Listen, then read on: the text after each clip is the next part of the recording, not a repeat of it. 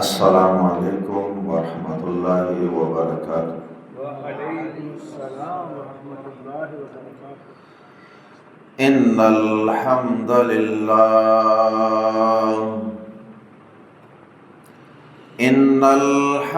لله نحمده ونستعينه ونستغفره ونعوذ بالله من شرور أنفسنا ومن سيئات أعمالنا. من يهده الله فلا مضل له ومن يضلله فلا هادي له. وأشهد أن لا إله إلا الله وحده لا شريك له.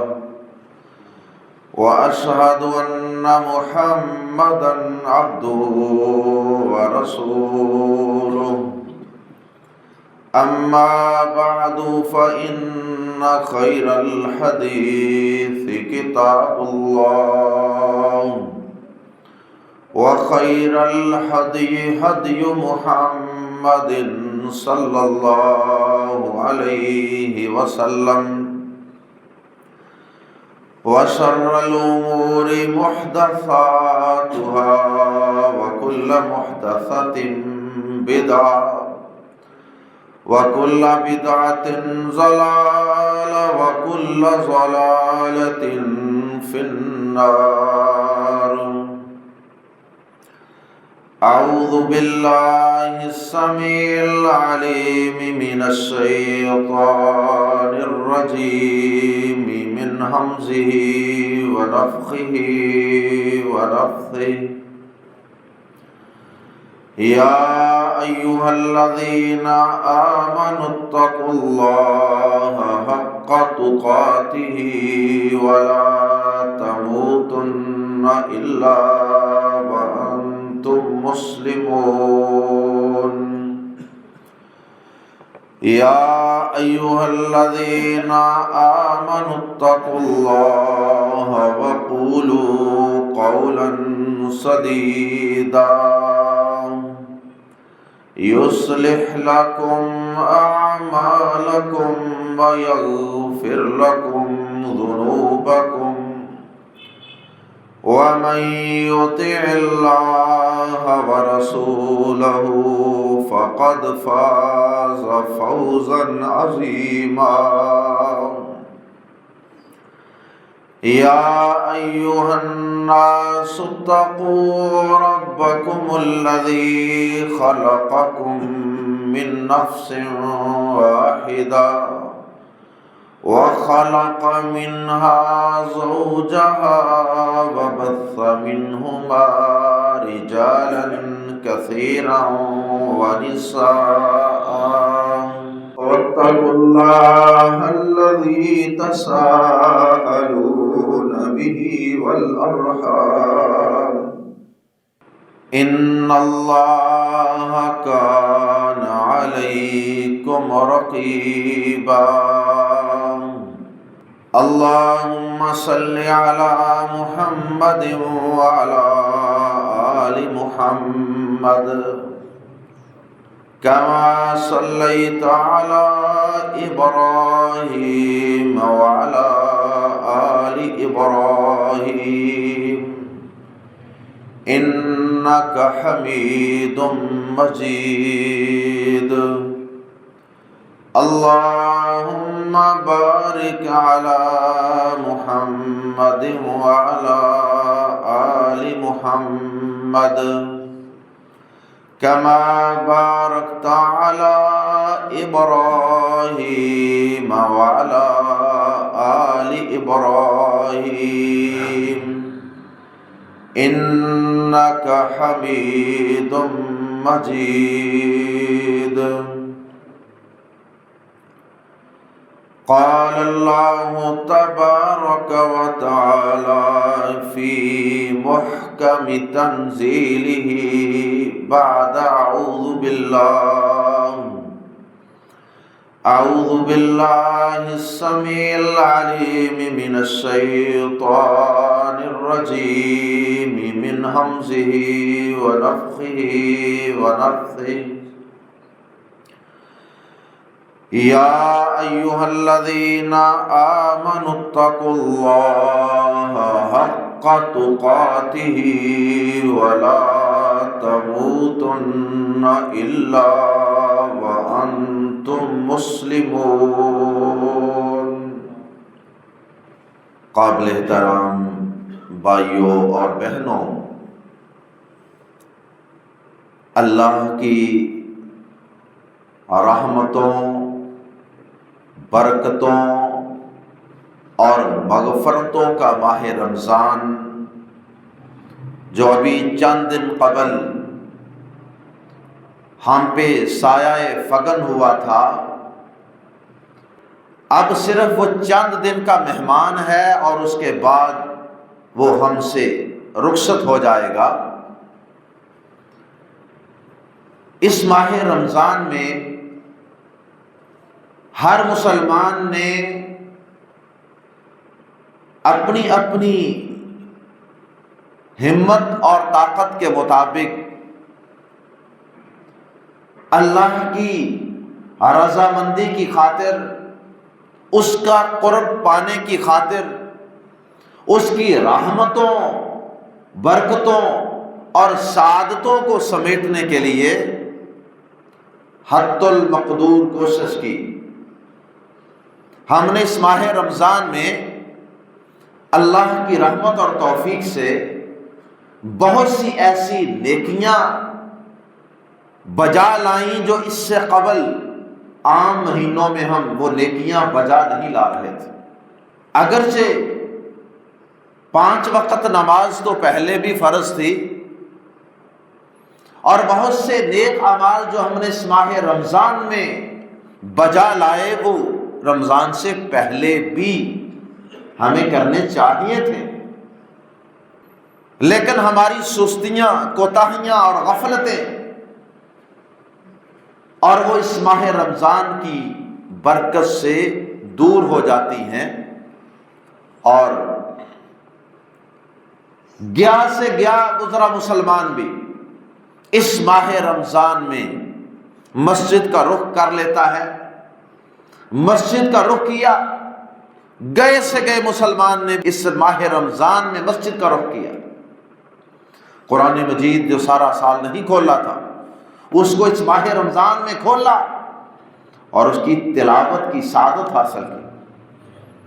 تہجد جو شاید پورے سال میں کئی لوگوں نے ایک دفعہ بھی ادا نہ کی ہوگی، اس ماہ رمضان کی بابرکت راتوں میں مسجد میں باجماعت نماز تراویح کا، قیام اللیل کا اہتمام ہوتا رہا، اور بہت سے مسلمانوں کو اللہ نے توفیق عطا فرمائی اور وہ اس ماہ رمضان میں قیام اللیل کے اندر بھی باقاعدہ شریک ہوتے رہے۔ اسی طرح سحریاں، افطاریاں، صدقات و خیرات، اور اسی طرح توبہ و استغفار اور اللہ سے کثرت سے دعائیں کرنا، گڑ گڑانا، آنکھوں میں آنسو لا کر اپنے رب کو منانا، یہ ساری کوششیں ہم نے ماہ رمضان میں الحمدللہ اپنی اپنی ہمت کے مطابق کی ہیں، سوائے انتہائی بد نصیب چند مسلمانوں کے کہ جو اس ماہ رمضان کے باوجود بھی ٹس سے مس نہیں ہوئے۔ وہ چند مسلمان ہوں گے، لیکن اکثریت نے الحمدللہ اس ماہ رمضان میں کچھ نہ کچھ آگے سے بڑھ کر، پہلے سے بڑھ کر اللہ کی عبادت کے اندر اور اللہ کی رضامندی کی خاطر نیک اعمال کو سر انجام دیا۔ اور بہت سے مسلمانوں نے اس ماہ رمضان میں بہت سے ایسے گناہ جو وہ رمضان سے پہلے کرتے تھے، اس ماہ رمضان کی برکت سے وہ گناہ چھوڑ دے۔ اب فجر کی نماز کے لیے بھی ہمیں مسجد میں کچھ نہ کچھ رونق نظر آ جاتی ہے. مسجدوں کے اندر الحمدللہ کہیں 2 کہیں 3 کہیں 4 5 صفیں نظر آتی ہیں الحمدللہ.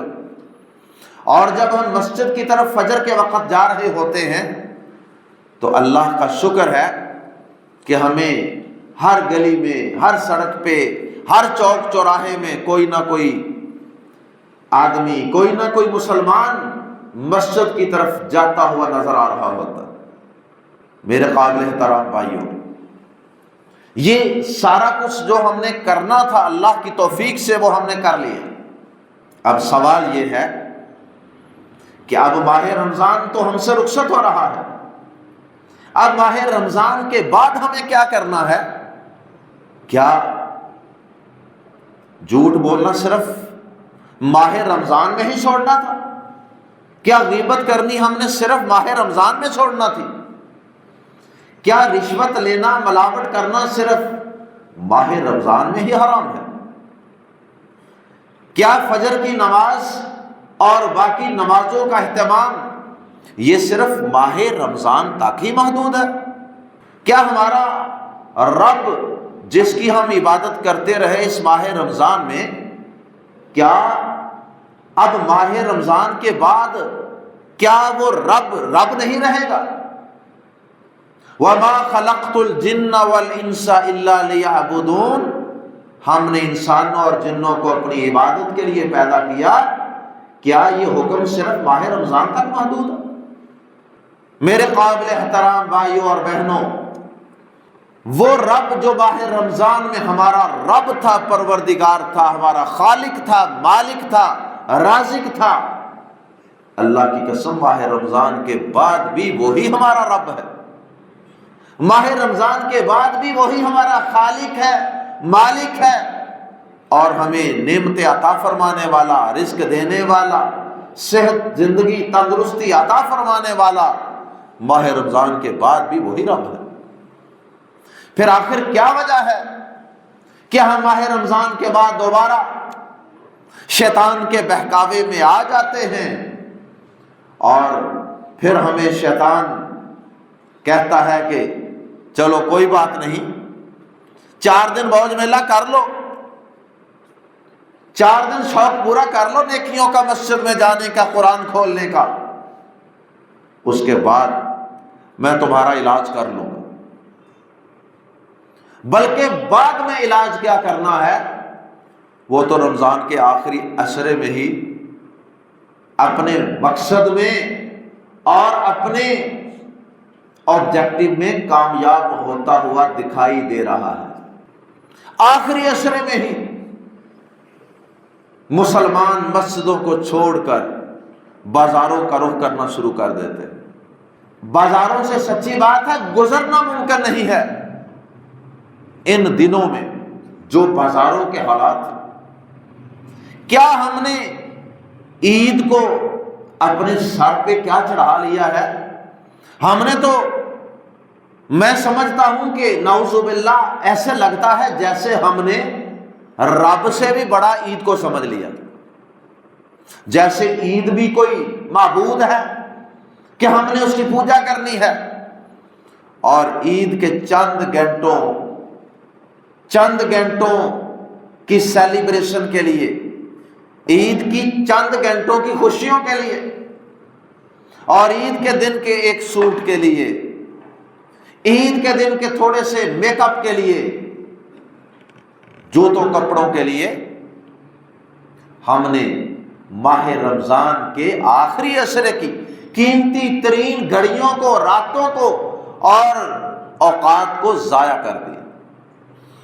اور بالخصوص ہماری مائیں، بہنیں، بیٹیاں، اللہ انہیں ہدایت عطا فرمائے، وہ تو کوئی کسر نہیں چھوڑتی ہیں ان دنوں میں بازاروں کا رخ کرنے میں.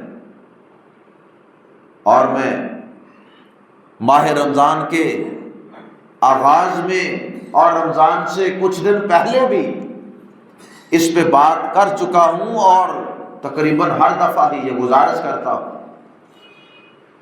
کہ خدارا مسلمانوں، اگر تمہیں تمہاری عید اگر نئے کپڑوں اور نئے جوتوں کے بغیر نہیں ہوتی تو خدارا اگر تم نے ضرور ہی کپڑے خریدنے ہیں، جوتے خریدنے ہیں تو ماہ رمضان سے پہلے خرید،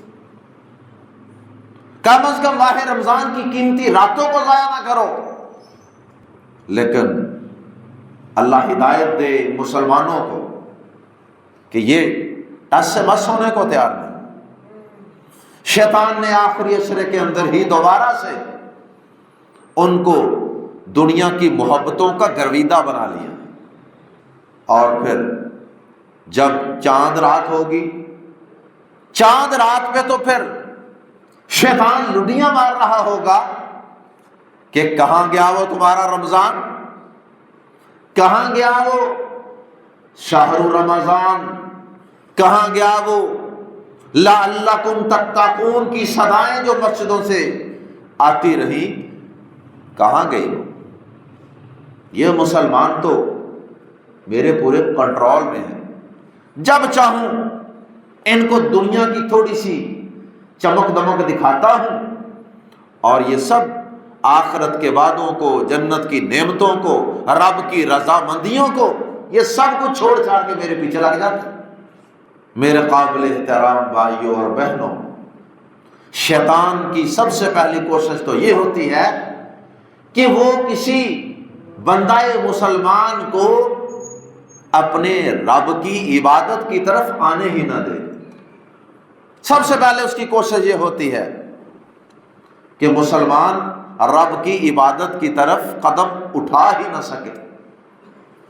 لیکن اگر بالفرض کوئی مسلمان ہمت کوشش کر کے مسجد میں چلا ہی جاتا ہے، قرآن کو تھام ہی لیتا ہے، قیام اللیل میں کھڑا ہو ہی جاتا ہے، اور گناہوں کی زندگی کو چھوڑ ہی دیتا ہے، تو پھر شیطان کی اگلی کوشش اور اس کا اگلا ٹارگٹ اور ہدف یہ ہوتا ہے، اگلا اس کا وار یہ ہوتا ہے کہ اچھا کر لو 4 دن نیکیاں، کوئی بات نہیں، میں ذرا ان دنوں میں جکڑا ہوا ہوں، تھوڑا سا میں زیادہ ہل جل، زیادہ کوشش اسٹرگل نہیں کر سکتا، لیکن تم نیکیاں کر لو جو 4 کرنی ہیں، پھر اس کے بعد میں تمہاری نیکیوں کو ضائع کروانے کے لیے میرے پاس بڑے حربے ہیں۔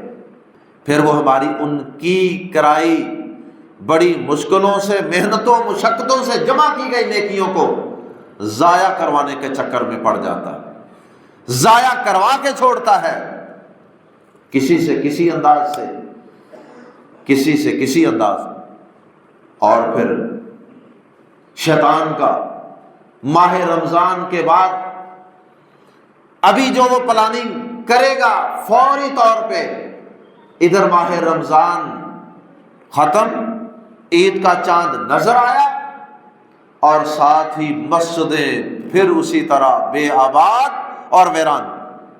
وہ فجر کے نمازی جو آپ کو 29 رمضان تک نظر آئیں گے مسجد میں، وہ فوراً اگلے دن سے ہی عید والے دن یکدم غائب ہو جائیں۔ ایسے لگتا ہے جیسے کسی نے کوئی چھو منتر کیا ہے، پتہ نہیں کوئی آنکھوں پہ جادو کر دیا ہے کسی نے کہ یہاں ان صفوں میں نمازی تھے، وہ کہاں گئے؟ وہ ہماری مسجدوں کے نمازی لاپتہ ہو جاتے ہیں اور وہ ڈھونڈنے سے بھی نہیں ملتے۔ واللہ العظیم میں ایک دن مسجد میں نماز فجر ادا کی تو میں نمازیوں کو، میرے ذہن میں یہ سوال آیا کہ ماشاءاللہ اتنی رونق ہے، یہ لوگ کون کون ہیں؟ میں ان پہ غور کرنے لگ گیا اپنے محلے کی مسجد میں کہ یہ کون کون سے نمازی ہیں، یہ کہاں کہاں سے آتے ہیں جو اتنی رونق ہو گئی۔ میں ان پہ ذرا غور تو کروں، میں ایک ایک بندے کو دیکھنے لگ گیا، غور کرنے لگ گیا کہ یہ کون ہے، یہ کون ہے، یہ رمضان کے بعد کیوں نہیں آ سکتا۔ میرا جی چاہا کہ میں ان کو ملوں، میں ان سے پوچھوں کہ میرے بھائی رمضان کے بعد آپ کیوں تشریف نہیں لاتے؟ کیا رمضان کے بعد ہمارا رب نعوذ باللہ کہیں چلا جاتا ہے، یا ہم اس کی بادشاہت سے اور اس کی اسٹیٹ سے اور اس کے اختیارات سے کہیں باہر نکل جاتے ہیں، یا پھر ہم رب کی عبادت نہیں کرتے، ہم رمضان کی پوجا کرتے ہیں کہ رمضان گیا تو عبادت ختم۔ میرے قابل احترام بھائیوں، کامیاب ہونے والا مسلمان اور کامیاب ہونے والا انسان وہ ہے، کامیاب ہونے والا انسان وہ نہیں ہے کہ جو رمضان میں یا زندگی کے کسی بھی حصے میں بڑی عبادات کرے، بڑی عبادتیں کرے، بڑی عبادتیں کرے، بڑے مال خرچ کرے، بڑی تہجدیں پڑھے اور بڑے قرآن پڑھے، بڑی تلاوتیں کرے، لیکن بعد میں وہ سارا کچھ چھوڑ دے، اور جب وہ دنیا سے جائے تو نہ اس کے پلے نمازیں ہوں، نہ وہ اس وقت اپنے رب کی عبادت کر رہا ہو، نہ وہ اپنے رب کی نافرمانیوں سے اپنا دامن بچا رہا ہو، نہ قرآن کھولتا ہو، نہ اس کا رب سے تعلق ہو، ایسا شخص کامیاب نہیں۔ کامیاب کون ہے؟ کامیاب شخص وہ ہے، عبادت گزار وہ ہے کہ جو زندگی کے آخری دن کے آخری لمحے تک اپنے پیدا کرنے والے رب سے جڑا رہے، اپنے رب کی عبادت کرتا رہے۔ اور اللہ پاک نے اپنے پیارے حبیب جناب محمد کریم صلی اللہ علیہ وسلم کو بھی تو یہی حکم دیا ہے۔ کیا فرمایا؟ وَاعْبُدْ رَبَّكَ حَتَّى يَأْتِيَكَ الْيَقِينُ۔ اے نبی پاک صلی اللہ علیہ وسلم، آپ بھی اپنے رب کی عبادت کرتے رہیے یہاں تک کہ آپ کو موت کا یقین آ پہنچے۔ جب تک موت کا یقین انسان کے پاس نہیں آ جاتا اور اس کی سانس کی ڈور ٹوٹ نہیں جاتی، اتنی دیر تک رب کی عبادت کرنا فرض اور لازم ہے۔ جو شخص درمیان میں کہیں پھسل گیا، درمیان میں کہیں دائیں بائیں بہک گیا، وہ جنت میں نہیں پہنچ سکے گا۔ پیارے نبی صلی اللہ علیہ وسلم نے صراط مستقیم کی مثال بھی دی ہے کہ ایک سیدھا رستہ ہے اور اس کے دائیں بائیں کچھ دروازے ہیں اور ان کے اوپر بڑے خوبصورت پردے لٹکے ہوئے۔ اب یہ اللہ کے بندے سیدھے جا رہے تھے اس صراط مستقیم پر، اور ان کا اینڈ وہ تھی اللہ کی جنت۔ لیکن رستے میں دائیں بائیں جو دروازے لگے ہوئے ہیں اور ان کے اوپر بڑے خوبصورت نقش و نگار والے ان کے اوپر پردے لٹک رہے ہیں، کرٹنز لٹک رہے ہیں، کچھ لوگ ان خوبصورت پردوں کی طرف، دروازوں کی طرف دائیں بائیں پھسل جاتے ہیں۔ دائیں بائیں شیطان اور اس کے چیلے وہ انسان کو آوازیں لگا رہے ہوتے ہیں، ادھر آ جاؤ، ادھر بڑی موج ہے، ادھر آ جاؤ، ادھر بڑی عیاشی ہے، ادھر آ جاؤ، ادھر بڑی آزادی ہے۔ اور کوئی انسان پہلے دروازے سے دائیں طرف مڑ جاتا ہے، کوئی دوسرے سے مڑ جاتا ہے، کوئی بائیں طرف مڑ جاتا ہے، کوئی شروع میں مڑ جاتا ہے، کوئی درمیان میں مڑ جاتا ہے، کوئی ذرا آگے چل کے مڑ جاتا ہے، اور تھوڑے سے لوگ ہیں جو ان میں سے اس صراط مستقیم پر، دین اسلام کی اس سیدھی راہ پر چلتے رہتے ہیں اور بالآخر وہ اپنی موت تک چلتے رہتے ہیں، حتیٰ کہ وہ رب کی جنتوں کے مہمان بن جاتے ہیں۔ اللہم اجعلنا منہم۔ میرے قابل احترام بھائیوں، آج کل بھی کئی بچوں کے ایگزامز ہو رہے ہیں۔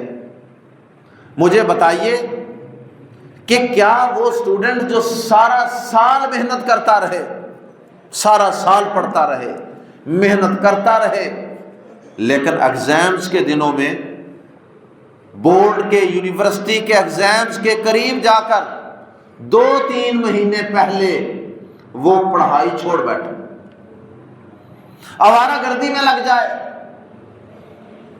और बुरे दोस्तों के साथ घूमने फिरने लग जाए, पढ़ाई को पसे पुश्त फेंक दे, क्या उसकी वो साल 2 साल की 10 साल की बल्कि प्ले ग्रुप से लेकर जो उसने 9th क्लास तक जो उसने मेहनत की थी, अब उसका पहला फल मिलने लगा था मैट्रिक की पहली डिग्री की शक्ल में। अब ये 9th क्लास में जब इसके पहले बोर्ड एग्जाम होने थे तो ये उससे कोई 3 महीने पहले 2 महीने पहले आवारा गर्दियों में पड़ गया और पढ़ाई छोड़ बैठा, पढ़ाई से दिल उचाट हो गया। अब वो पिछली जो प्ले ग्रुप से 9th क्लास के मिड तक जो उसकी मेहनत थी, पढ़ाई थी, वो सारी जाया हुई कि ना हुई? अब उसकी सारी मेहनत पे पानी फिर गया। इससे तो वो शख्स कहीं बेहतर है कि जो शुरू में बड़ा नालायक रहा, निल रहा, लेकिन 9th क्लास के मिड में दरमियान में जाकर बोर्ड इम्तिहानात से कोई 2 4 6 महीने पहले वो सीरियस हो गया, संजीदा हो गया और उसने सारे दोस्त आवारा गर्दियों पर ले जाने वाले सारे दोस्त भी छोड़ दिए, फिल्में ड्रामे छोड़ दिए, मोबाइल सोशल मीडिया का बेजा और फजूल इस्तेमाल छोड़ दिया और वो मुतवज्जे हो गया अपनी पढ़ाई की तरफ। उससे तो ये शख्स बेहतर। All is well that ends well. हर वो चीज अच्छी होती है जिसका अंजाम अच्छा होता है। असल चीज एंड है, एंड अंजाम और आखिरी हिस्सा इंसान की जिंदगी का। जो मैंने आपके सामने सूरह आले इमरान की एक आयत मुबारका तिलावत करने की सआदत हासिल की है, ये वही आयत मुबारका है जो हर खुतबा के जुमा में हम आपके सामने तिलावत करते हैं, क्योंकि ये प्यारे नबी सल्लल्लाहु अलैहि वसल्लम तिलावत किया करते थे। और आज उसी आयत को मैंने आपके सामने बतौर आज के टॉपिक और मौजू के तिलावत किया है।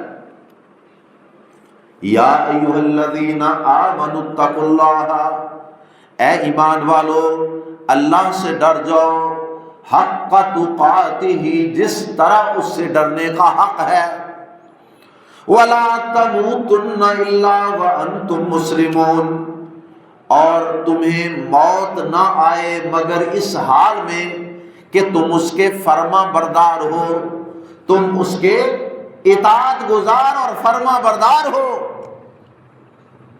तुम्हें मुसलमानी की हालत में मौत आए, तुम्हें फर्मा बरदारी की हालत में मौत आए, इसके अलावा तुम्हें मौत ना आए। क्या मतलब है इस आयत का? इस आयत का यही मतलब है, अब मौत तो इंसान के अख्तियार में नहीं ना, मौत तो अपने वक्त पे आनी है। तुम्हें मौत ना आए मगर इस्लाम की हालत में, फर्मा बरदारी की हालत में, इसका मतलब यही है कि तुम हर वक्त मुसलमान रहो, हर वक्त अल्लाह की फर्मा बरदारी में रहो, अल्लाह की इबादत और इताअत में लगे रहो, क्योंकि मौत का कोई पता नहीं, किसी वक्त भी आ जाए। तो कहीं ऐसा ना हो कि तुमने दरमियान में इबादत से, नेकियों से और कुरान की तिलावत से और इसी तरह हराम कामों को छोड़ने से, इन सारे कामों से तुमने ब्रेक ली हो, छुट्टी ली हो और गफलत का पीरियड गुजर रहा हो और उसी वक्त ही अल्लाह की तरफ से मौत का फरिश्ता आ जाए और वह तुम्हें दबोच कर ले जाए, तो फिर मौत इस्लाम की हालत में तो नहीं होगी, फिर तो मौत शैतान की पैरवी की हालत में होगी, जहालत की हालत में होगी, अल्लाह की नाफरमानी की हालत में होगी। और प्यारे नबी सल्लल्लाहु अलैहि वसल्लम की प्यारी हदीस सही बुखारी में है, जिस तरह सही बुखारी में आपने ये फरमाया ना पहली हदीस में, इन्नमल अअमालु बिन्नियात, اعمال کا دار و مدار نیتوں پر ہوتا ہے۔ بالکل اسی طرح کی ورڈنگ، اسی طرح کے الفاظ۔ فرمایا انما الاعمال بالخواتیم، فرمایا اعمال کی کامیابی، قبولیت کا دار و مدار اس چیز پر ہوتا ہے کہ انسان کا خاتمہ کیسا ہے۔ انسان کی محنتوں، عبادتوں، کوششوں کا تعلق خاتمے کے ساتھ ہے، خاتمے کے ساتھ، کہ اس کا اینڈ کیسا ہے، اس کی زندگی کے آخری ایام کیسے ہیں۔ میرے قابل احترام بھائیو، واللہ کسی شخص کو علم نہیں کہ ہم نے یہ عید کرنی ہے کہ نہیں، کسی کو علم نہیں ہے۔ اگر بات پر یقین نہ آئے، آپ اپنے قریبی قبرستان میں تشریف لے جائیں جمعہ پڑھ کے، اور شام تک وہاں رہیں۔ اگر آپ کو وہاں میتیں آتی ہوئی دکھائی نہ دیں، جنازے آتے ہوئے دکھائی نہ دیں، تو مجھے کہنا، مجھے پکڑ لینا۔ آج بھی ہمارے محلے کے قبرستان میں جنازے ہوں گے، وہ کہاں سے آتے ہیں بھائیو؟ وہ اسی ہمارے معاشرے سے ہی آتے ہیں۔ بس شیطان نے انسان کو یہ تھپکی دی ہوئی ہے کہ سب نے باری باری جانا ہے، تیری باری سب سے آخر میں ہے، اور اسی جھوٹی امید پر ہم گناہ کرتے رہتے ہیں۔ اسی چکر میں شیطان ہمیں الجھائے رکھتا ہے کہ اچھا کر لوں گا، پڑھ لوں گا، اچھا یہ گناہ چھوڑ لوں گا، کوئی بات نہیں، اور بس انہی چکروں کے اندر، انہی آرزوؤں، تمناؤں کے اندر انسان کو موت آ جاتی ہے، اور پھر وہ کہتا ہے کہ لولا اخرتنی الی اجل قریب فاصدق واکن من الصالحین، کاش کہ مجھے تھوڑی سی مہلت اور مل جائے اور میں اللہ کی راہ میں مال بھی خرچ کروں، صدقہ کروں، خیرات کروں، اور میں نیک اعمال کروں، میں بڑا نیک ہو جاؤں، عبادت گزار بن جاؤں۔ لیکن اس وقت اس تمنا اور آرزو کا کوئی فائدہ نہیں۔ میرے قابل احترام بھائیو، آئیے اس بات کا عزم اور ارادہ کیجئے کہ ہم نے جو نیکیاں اس ماہ رمضان میں شروع کی ہیں، انہیں شیطان کے وار سے اور اس کی سازشوں سے بچا کر رکھنا ہے، اور ان نیکیوں کو اور ان عبادات کو انشاءاللہ ماہ رمضان کے بعد بھی جاری اور ساری رکھنا، تاکہ ہمیں کسی وقت بھی اللہ کی طرف سے موت کا پیغام آ جائے، ہمارا اپنے رب کے ساتھ تعلق اور معاملہ درست ہو، ہماری عبادات بھی درست ہوں، ہم عبادات کے پیپر میں بھی پاس ہوں، ہم عقائد کے پیپر کے اندر بھی کامیاب ہوں، اور ہم معاملات کے اندر بھی، لوگوں کے ساتھ جو معاملات ہیں اور جو اخلاقیات ہیں، ان سب پیپرز میں ہم اچھے نمبر لے کر پاس ہو کر رب کے پاس جائیں۔ میرے قابل احترام بھائیوں، پیارے نبی جناب محمد رسول اللہ صلی اللہ علیہ وسلم سے پوچھا گیا بہترین اعمال، آپ نے فرمایا احب الاعمال الی اللہ ادومها وان قل، صحیح بخاری مسلم میں حدیث ہے۔ پیارے نبی جناب محمد رسول اللہ صلی اللہ علیہ وسلم نے فرمایا اللہ کو سب سے پیارے اور سب سے محبوب اعمال وہ ہیں کہ جن پر دوام ہو، جن پر ہمیشگی ہو، جن میں تسلسل ہو، وَإِن قَلَّ، اگرچہ کوانٹٹی اور مقدار میں وہ تھوڑے ہی کیوں نہ، کام بے شک انسان تھوڑا کر رہا ہو لیکن ہو اس میں تسلسل، ہمیشگی۔ ایک بندہ 2 4 5 دن، ہفتہ، 10 دن، مہینہ تو جناب 10 پارے پڑھ رہا ہے، 5 پارے روز پڑھ رہا ہے، لیکن رمضان ختم ہوا اس کے بعد ایک صفحہ بھی تلاوت کرنا، ایک صفحے کی تلاوت بھی کرنے کی توفیق نہیں، کیا فائدہ ہوا؟ اس سے اللہ پاک کو یہ عمل زیادہ پسند ہے کہ آدمی رمضان میں بھی روز 5 پاروں کی بجائے بے شک 1 پارہ پڑھ لے، آدھا پارہ پڑھ لے، لیکن رمضان کے بعد بھی باقی زندگی کے ایام بھی انسان وہ آدھا پارہ وہ ربع، وہ ایک صفحہ، وہ 2 صفحے پڑھتا رہے۔ یہ اعمال اللہ تعالیٰ کو زیادہ محبوب ہے، یہ اعمال اللہ کے ہاں زیادہ پسندیدہ اعمال ہے۔ فرض نماز میں تو ہم کمی بیشی کر نہیں نہ سکتے، وہ تو 5 ہی رہنی۔ یہ نہیں کہ بندہ کہے کہ میں 1 نماز پڑھوں گا اور ساری زندگی پڑھوں، نہیں، وہ تو فرض ہے 5 نماز۔ یہ بات ہے نفلی عبادات، جیسے تہجد ہے، جیسے تلاوت ہے، جیسے نفلی روزے ہیں۔ اور پھر پیارے نبی جناب محمد رسول اللہ صلی اللہ علیہ وسلم کا اپنا عمل مبارک بھی یہی تھا۔ حضرت عائشہ رضی اللہ تعالی عنہا سے پوچھا گیا کہ اللہ کے نبی صلی اللہ علیہ وسلم کیا نیک اعمال جو ہیں ان کے لیے کچھ مہینے کوئی دن خاص کر کے عبادت کرتے تھے؟ حضرت عائشہ ام المومنین رضی اللہ تعالی عنہا فرماتی ہیں لا، نہیں، کان عملہ دیمتن، پیارے نبی صلی اللہ علیہ وسلم کے اعمال اور نیکیوں میں دوام اور ہمیشگی ہوا کرتے تھے، تسلسل، کنٹینیوٹی۔ وہ کہتے ہیں نا، وہ کچھوا اور خرگوش کی کہانی نہیں بچے پڑھتے تھے چھوٹی کلاس میں، اس میں کیا سبق تھا کہ وہ کچھوا جو ہے وہ آہستہ آہستہ آہستہ آہستہ چلتا ہی رہتا ہے، ریس لگی تھی نا دونوں میں، اور خرگوش کیا کرتا ہے 2-4 بڑی بڑی چھلانگیں مارتا ہے اور پھر اس کے بعد جا کے آرام کرنے لگ جاتا ہے۔ کچھوا پیچھے سے آتا ہے، ہلکے ہلکے چھوٹے چھوٹے قدم اٹھاتے اٹھاتے اٹھاتے اٹھاتے اس کے پاس سے آگے گزرتا ہے۔ Slow and steady wins the race, یہی اس کہانی کا لب لباب تھا کہ جو آہستہ بھی چلتا ہے لیکن مسلسل چلتا ہے وہ ریس کو جیت لیتا ہے، وہ کامیابی پا لیتا ہے۔ اللہ اکبر۔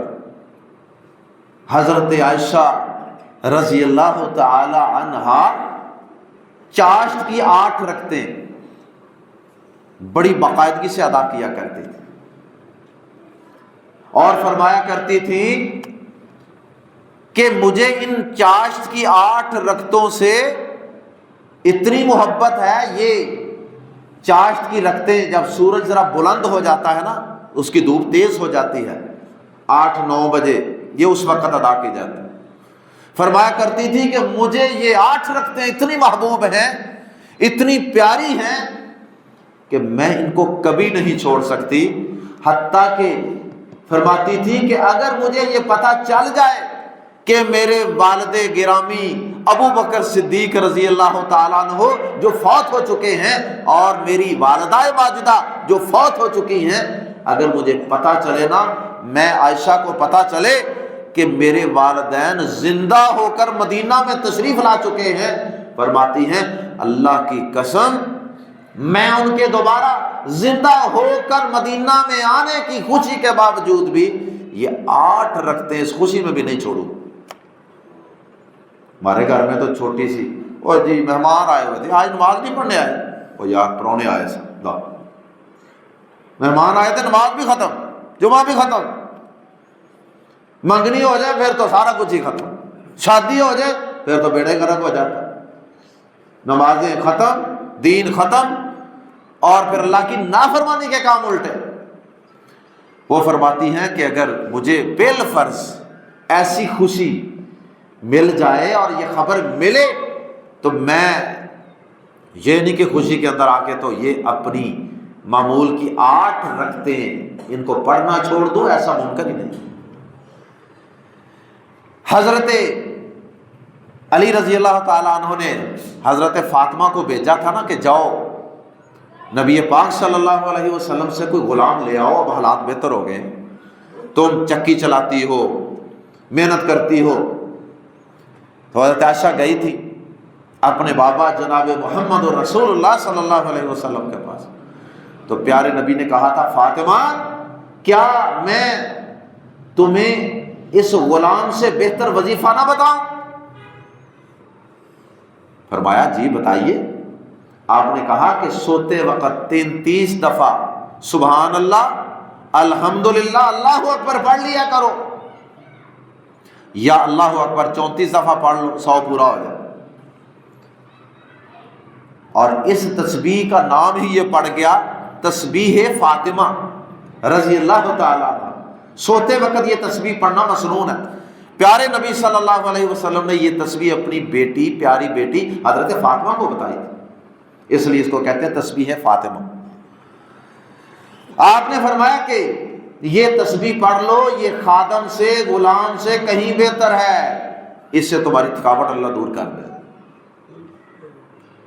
جا کے حضرت علی کو بتا دیا، وہ دماد بھی تو آج کل کے دماد نہیں تھے اللہ، انہوں نے آگے سے کچھ نہیں کہا کہ تمہارے بابا نے تمہیں تنخواہ دیا ہے، یہ کر دیا ہے، وہ کر دیا، وہ بھی ایمان والے تھے۔